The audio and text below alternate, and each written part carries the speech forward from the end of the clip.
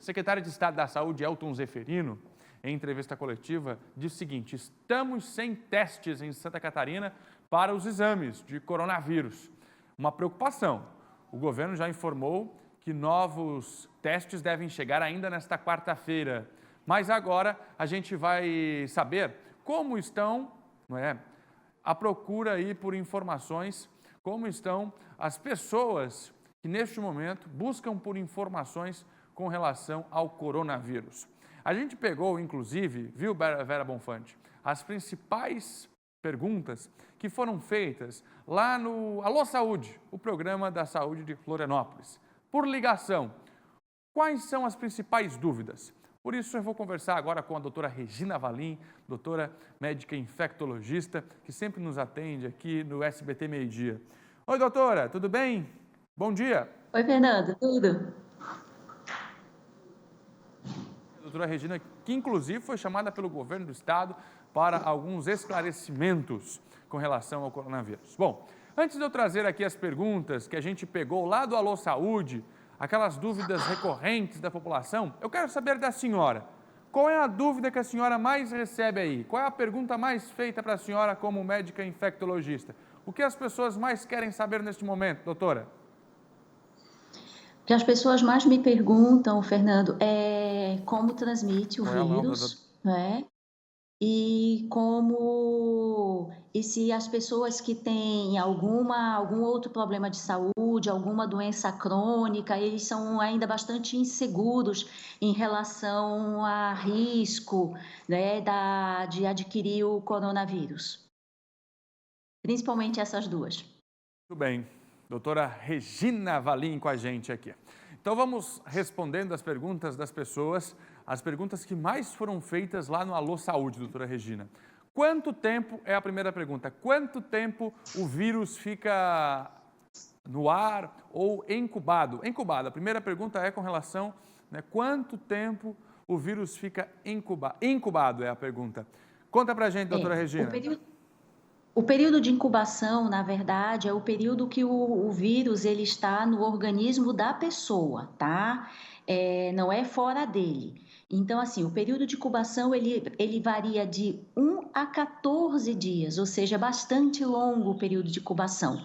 O que vale ressaltar é que dentro desse período de incubação, a pessoa já pode estar infectando os outros, né? Que aí, porque ele infecta justamente essa parte da nossa mucosa respiratória alta, né?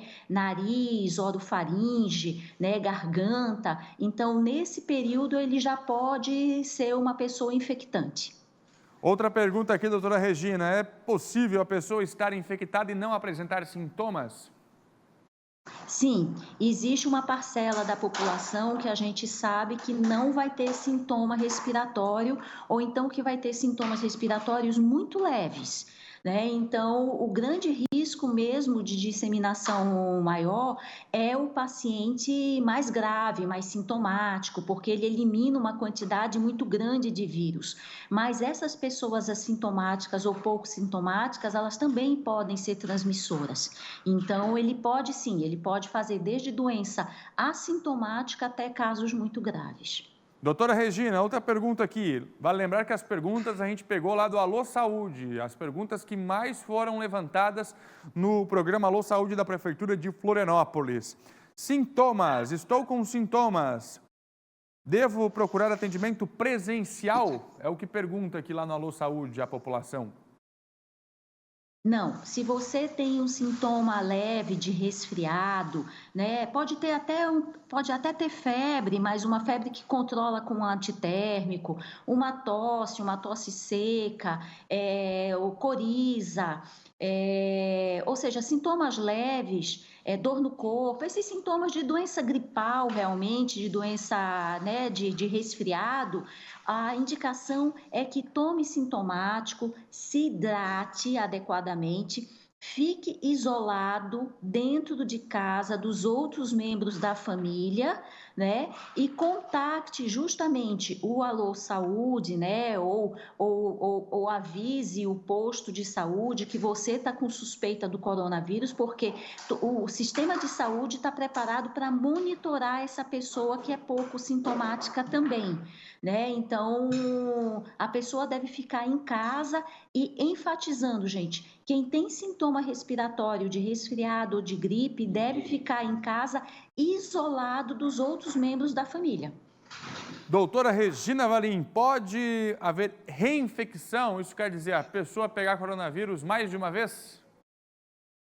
Essa é uma dúvida que nós temos, inclusive, né? Se as pessoas podem ter mais de uma vez a infecção pelo coronavírus.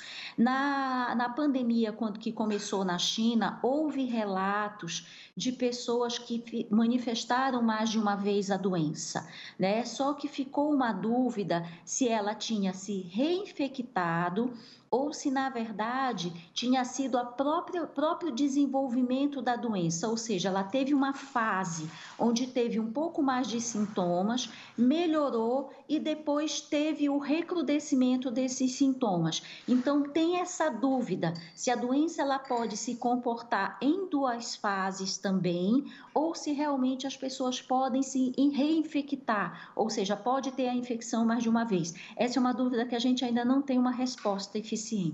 Olha aí, ainda não se sabe, né? Muito bem. Não sabemos ainda. Como fazer o exame? Outra pergunta bastante recorrente lá no Alô Saúde.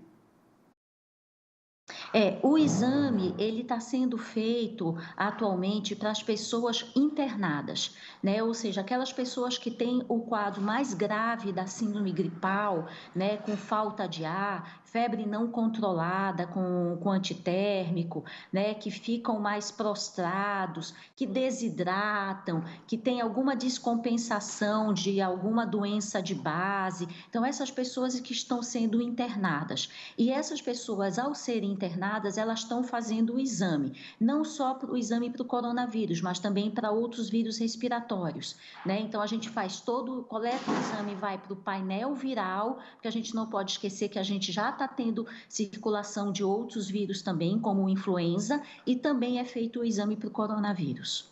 Muito bem. Para fechar aqui a última pergunta, quem é mais suscetível à doença ou aquele que mais sofre com a doença do grupo de risco? Qual paciente que pode ter uma gravidade maior aí com o coronavírus, doutora Regina? Quem tem doença crônica? Dos pacientes, das pessoas que têm doença crônica já, né? Nesse grupo em particular, o que também já foi publicado, alguma coisa, também não é muito que a gente tem de publicação, mas parece que dentro desse grupo, quem tem uma vulnerabilidade maior são as pessoas que têm já doença pulmonar prévia e doença cardíaca, né? Então, são esses os que parecem ter uma vulnerabilidade a fazer quadros mais graves da doença.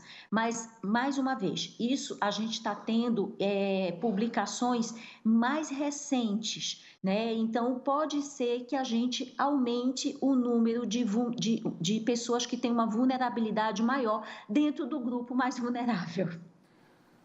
Muito bem, meio-dia, 1 minuto. Doutora Regina Valim, infectologista, obrigado pela sua participação aqui. A doutora Regina respondeu para a gente as perguntas que mais aparecem lá no Alô Saúde. Quer dizer, a população liga e faz exatamente estes questionamentos para os profissionais lá do Alô Saúde. Agora a doutora Regina respondeu para a gente também. Obrigado, doutora. Bom trabalho.